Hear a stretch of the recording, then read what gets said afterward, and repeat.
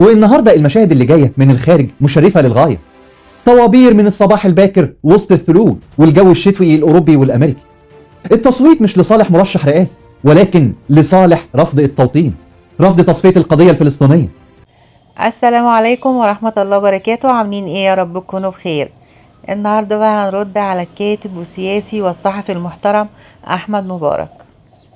عاوز اقول لكم يا جماعة ان كل الشعوب دلوقتي متجهة للقضية الفلسطينية، كل الشعوب دلوقتي يا جماعة على صفيح ساخن. عاوز اسأل سؤال مهم: هل الشعب المصري موافق على تهجير أهل غزة لأرض سيناء؟ طبعا الشعب المصري ليه القرار الأول والأخير، يعني الشعب المصري طبعا في ظهر الجيش المصري، ولو الجيش المصري موافق على قرار إن أهل غزة تدخل تعمل دولة فلسطينية في أرض سيناء، يبقى لو الشعب المصري ليه القرار ده والجيش، طبعا احنا هنسمع الكلام، طبعا لانها بتبقى مصالح شعوب مع بعضيها. ثانيا، هل اهل غزة اصلا موافقين ان هم يتهجروا من بلادهم وييجوا مصر ويعملوا دولة فلسطينية على ارض سيناء؟ هل اهل غزة موافقين على القرار ده ان هم يتهجروا من بلادهم اللي بيدافعوا عنها بقالهم سنين ودم الشهداء لحد دلوقتي؟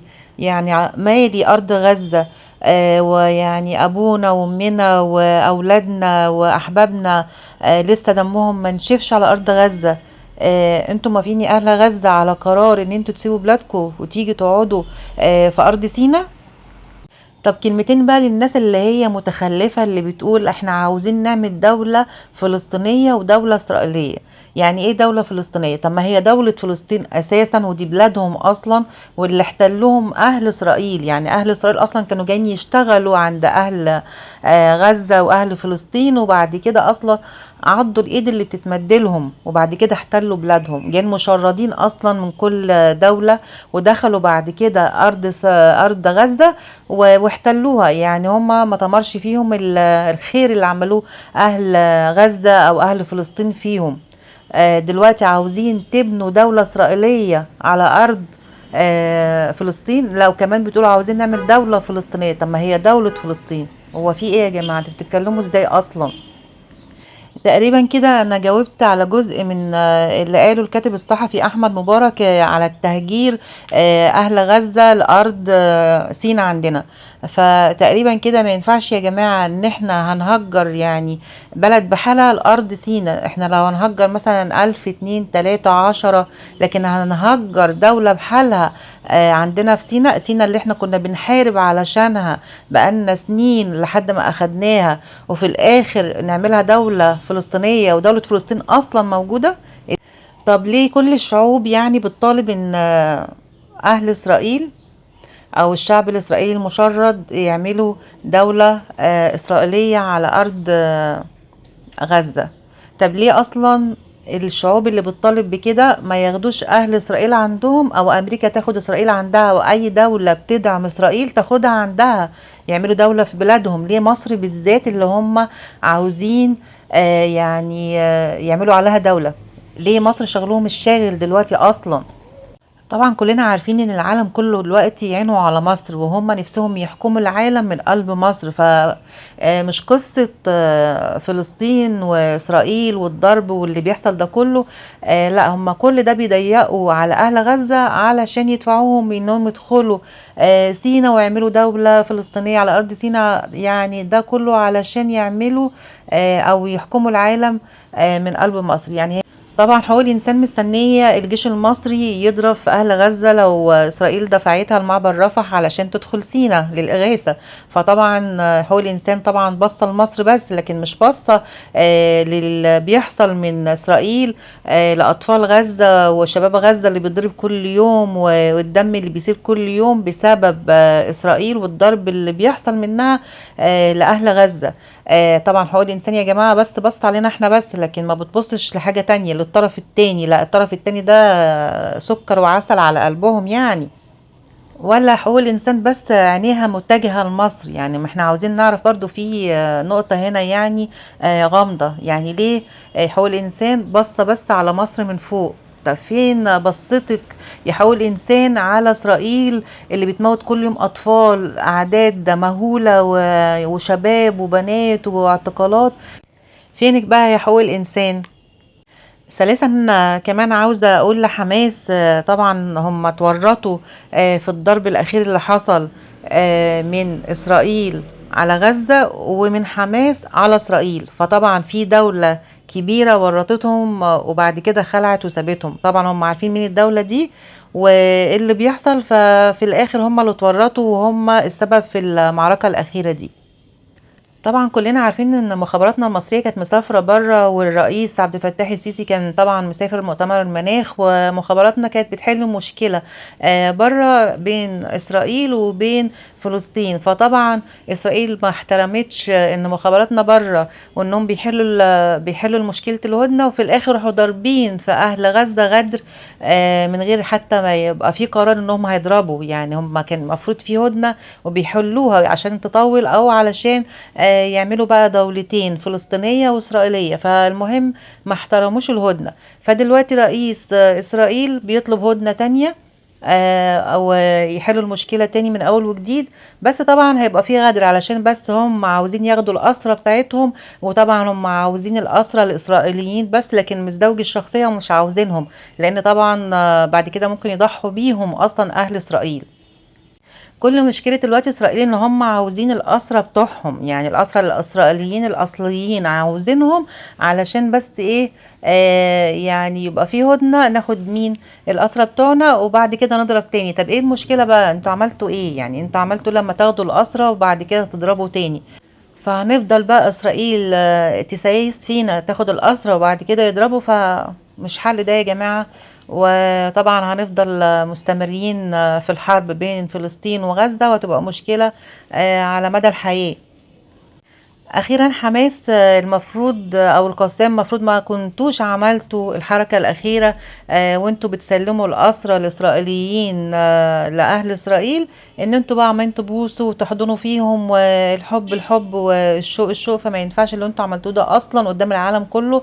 يعني من الاخر كده بجد كسفتونا. المفروض حاجة زي كده يا جماعة يعني زي ما هم بيعاملوا الأسرى الفلسطينيين عندهم، تعاملوا برضو الأسرى الإسرائيليين بنفس المعاملة. فأنتوا بجد كسفتونا. يا ريت يا حماس ما تنسيش الطفل محمد الدرة لما كان ميت من الرعب وهو إسرائيل بتضربه وهو مستخبي ورا باباه، ويعني العالم كله اتأثر بالمنظر ده، وانتم جايين تبوسوا الأسرى بتوع إسرائيل. يا رب اكون النهارده اتكلمت في حاجات مفيده ووصلت لكم معلومات، ووصلت لاحمد مبارك عن التهجير. وما ينفعش استاذ احمد مبارك ان هم يهجروا دوله بحالها لارض سيناء.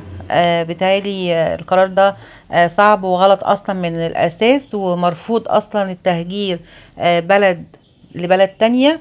احنا ممكن نهجر 2 3 4 ألف 20، لكن ما نهجرش دولة بحالها عندنا. عاوز اقول لكم بقى يا جماعه، ان شاء الله الدوله محتاجه دعم الايام الجايه ونزول الانتخابات ودعم الرئيس عبد الفتاح السيسي. هي المفروض تبقى محسومه للرئيس عبد الفتاح السيسي، لان هو صاحب المرحله، وبالتالي ما فيش حد تاني يبقى صاحب المرحله اللي احنا فيها دي. وفي ناس كتيره بتسالني على الخاص، هل الرئيس عبد الفتاح السيسي هيستمر رئيس؟ ان شاء الله هيستمر ويبقى رئيس القادم، لان هو صاحب المرحله، وهو يعني على الساحه هو الرئيس يعني بالنسبه لنا قوي، وطبعا صاحب سلطة وقائد قوات مسلحة، وكمان يعني يستاهل المنصب اللي هو هيبقى فيه الأيام الجاية.